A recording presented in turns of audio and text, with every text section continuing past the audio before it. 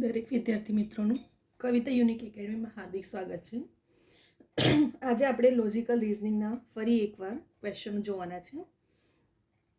કેમ કે આવનારી જેટલી પણ લેટેસ્ટની એક્ઝામો છે એમાં દરેક સ્ટુડન્ટને ખબર હશે સીસીની એક્ઝામ છે, કોન્સ્ટેબલની છે, બરાબર.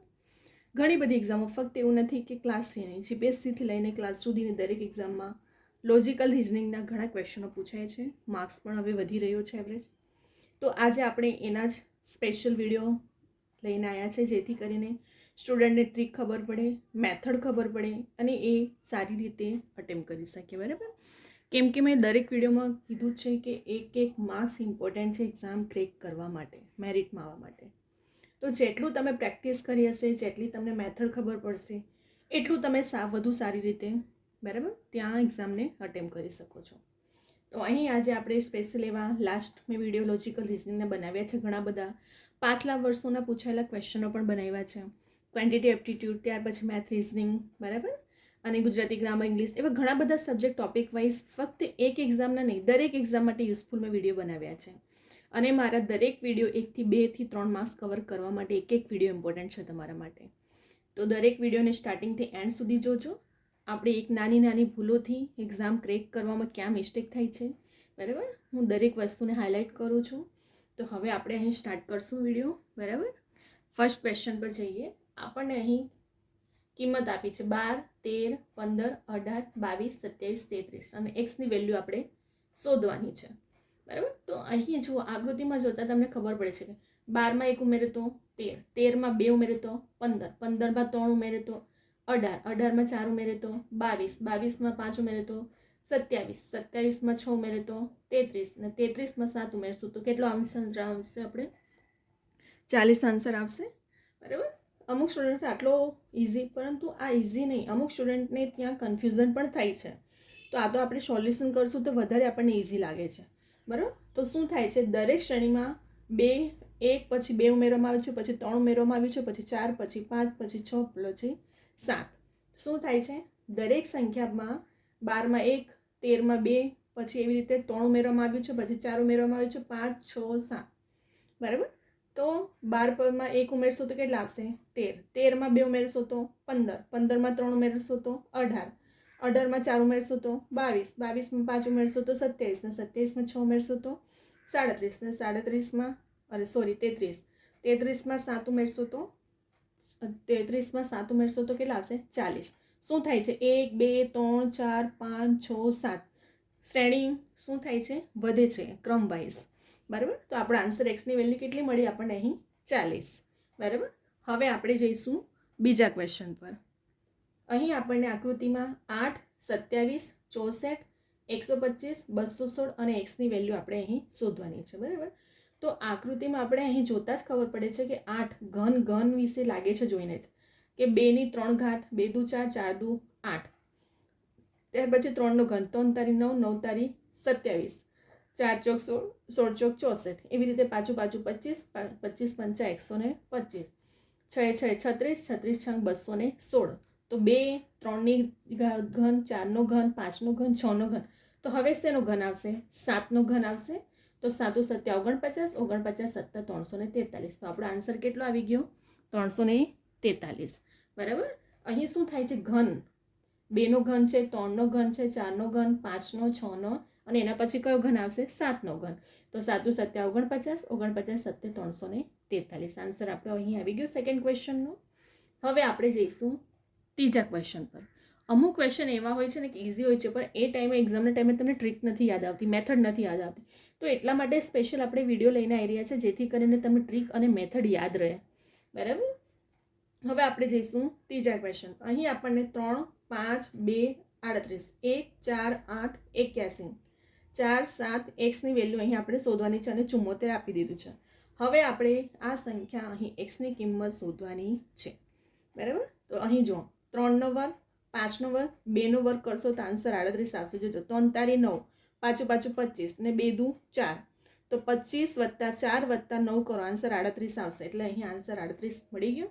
એવી જ રીતે સેકન્ડ પર જુઓ, 1નો વર્ગ કરો, 4નો વર્ગ કરો અને 8નો વર્ગ કરો. 1 × 1 = 4 ચોક 16, 8 × 8 = 64. તો 64માં 16 ઉમેરશું તો કેટલા આવશે? 81. તો આ જે 3 ઉપરની રકમો છે એનો વર્ગ બરાબર નીચેની સંખ્યાનો જ સરવાળો જવાબ મળશે તમને.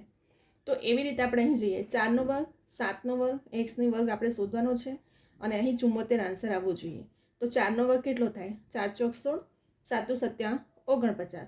તો 74માંથી આ બેનો રકમનો સરવાળો કરો, 65ને માઇનસ કરશો એટલે 9 આવ્યો, પરંતુ એક્સ વર્ગનો કર્યો છે તો આપણે વર્ગ અહીં એક્ઝામમાં તમને 9 પણ આન્સર આપશે અને 3 પણ આપશે. તો તમને ખબર હોવું જોઈએ કે વર્ગ છે એટલે આપણે એક્સની વેલ્યુ શોધવી હોય તો 3 તારી 9, વર્ગ કેટલો થાય? 3નો વર્ગ 9 થાય. તો આન્સર કેટલો આપણને મળ્યો? અહીં 3 મળ્યો. બરાબર. ફરી એકવાર ધ્યાનથી જુઓ. 3, 5, 2, 38, 1, 4, 8, 81 આપ્યું છે. 4, 7 એક્સની વેલ્યુ શોધવાની છે અને અહીં આપણને 74 આપ્યું છે. તો આ ક્વેશ્ચનમાં શું છે કે આ 3 જે ઉપરની રકમ છે એનો વર્ગનો સરવાળો બરાબર નીચેનો સરવાળો જેટલો થાય છે. 3નો વર્ગ, 5નો વર્ગ, 2નો વર્ગ જેટલો આન્સર આવે એ કેટલો? આ 3 રકમનો સરવાળો કરશો તો આન્સર 38 આવશે. એવી જ રીતે બીજા ક્વેશ્ચન પર જઈએ. 1નો વર્ગ 1 જ રહેવાનો, 4નો વર્ગ 16, 8નો વર્ગ 64. તો 64 + 16 કરો, 81 આન્સર આવશે. એવી જ રીતે આના પર જઈએ. 4નો વર્ગ, 7નો વર્ગ, એક્સનો વર્ગ 74. આ બેની રકમનો વર્ગનો સરવાળો બરાબર 74 આવવો જોઈએ.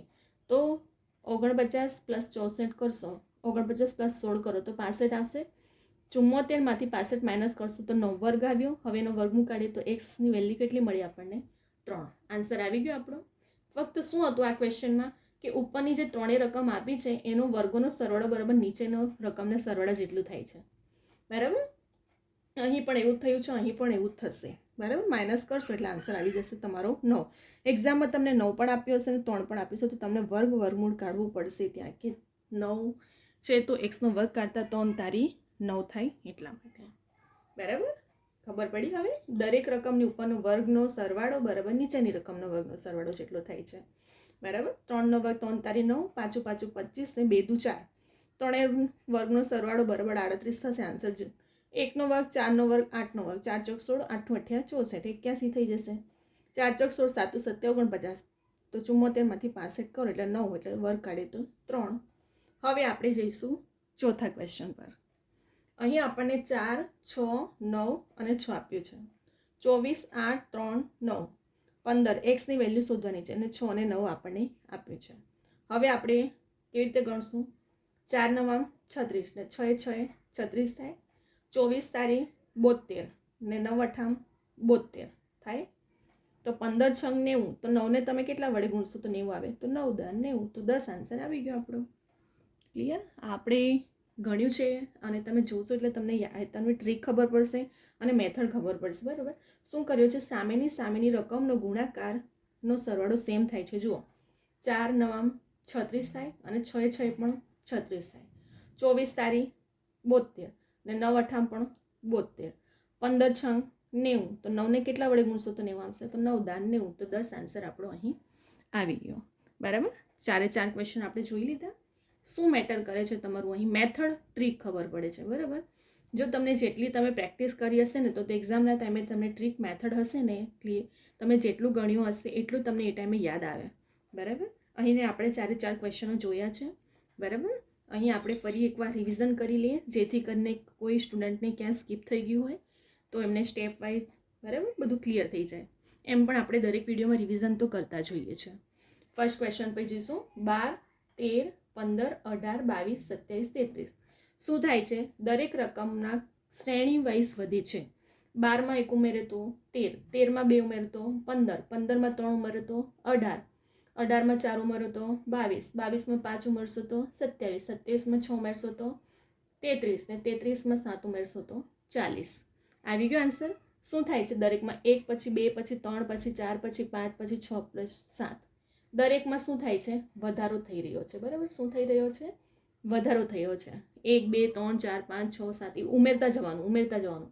12માં 1 ઉમેરશો તો 13, 13માં 2 ઉમેરશો તો 15, 15માં 3 ઉમેરશો તો 18, 18માં 4 ઉમેરશો તો 22, 22માં 5 પછી 6 ઉમેરો પછી 7 ઉમેરો. આવી ગયો આપણો આન્સર ફર્સ્ટનો.